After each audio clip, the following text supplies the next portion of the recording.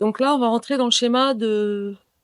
On continue, hein. Je ne veux pas de coupure entre le 0, le 2, le 4, le 6, mais c'est vraiment de rentrer dans un schéma de... Cette hyper-conscience de 0 à 7 ans, elle est là. Ça veut dire que tout est grand ouvert. Le champ quantique, il est grand ouvert. Ce qui va venir mettre des freins, ce qui va venir mettre des petits morceaux de paille ou des petits morceaux de cailloux dedans, vous voyez, comme des petites barres. C'est-à-dire, vous avez votre construction, et il y a une barre qui vient de se mettre au milieu en disant oh, si je fais ça, on va dire que je suis pas gentil.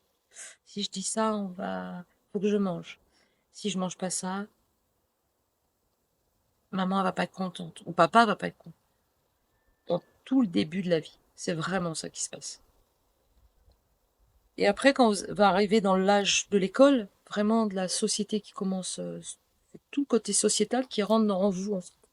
Ça commence déjà petit, hein, mais c'est là où vous commencez dans la sociabilisation avec l'autre, dès la crèche. Et après, l'école primaire. Et dès qu'on rentre dans l'école primaire, il faut être fort. Il faut apprendre à lire. Il faut être bon à l'école. Et si tu n'es pas bon à l'école, eh bien, tu n'auras pas un bon travail. Tous ces mots, en fait, s'ancrent dans le disque dur. Et inconsciemment, ils vont venir vous... Ça va vous habituer à penser d'une façon. Et que c'est que comme ça qu'il faut penser, parce que les gens que vous aimez fort, votre autorité autour de vous, votre papa et votre maman, et les gens que vous aimez profondément autour de vous. Euh, et vous avez pu le remarquer quand les enfants sont plus petits, quand on les met à l'école ou quand on les met chez les gens, s'ils dorment pas, d'un coup ils dorment. Et à l'école, ils sont sages, et à la maison, ils sont supportables. Ou alors ils sont insupportables à l'école et ils sont sages à la maison. Il y a un espèce d'état de rébellion qui se met en place tout doucement pour arriver vers l'adolescence. Essaye de te rappeler ta période primaire. Vraiment, votre période primaire. Votre période maternelle, je peux comprendre que ça peut être difficile. Mais déjà de noter où vous étiez, comment, tatati tatata, où vous habitiez, s'il y avait papa et maman, s'il y avait papy et mamie, s'il y avait quelqu'un qui était parti déjà à cette période-là, si vous aviez des frères et des sœurs, s'il y a l'arrivée de quelqu'un. En fait, c'est comme si vous faisiez votre carte en vous, votre carte du monde à vous, votre monde à vous, pas le monde des autres, le vôtre. Et c'est là que les systèmes relationnels commencent à arriver, en fait.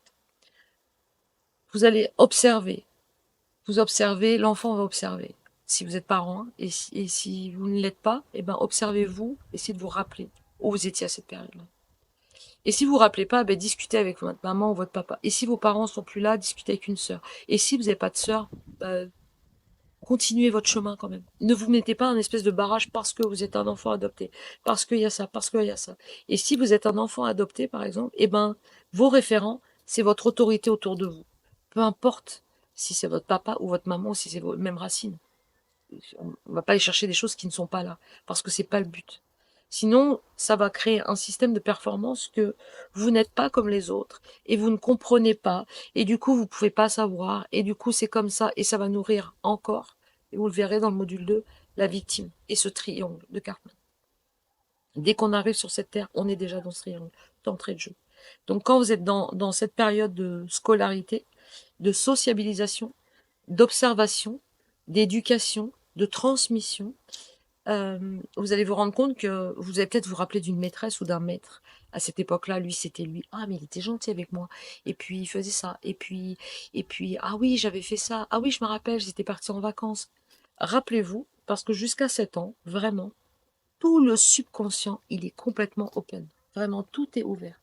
Ça veut dire que l'enfant ressent,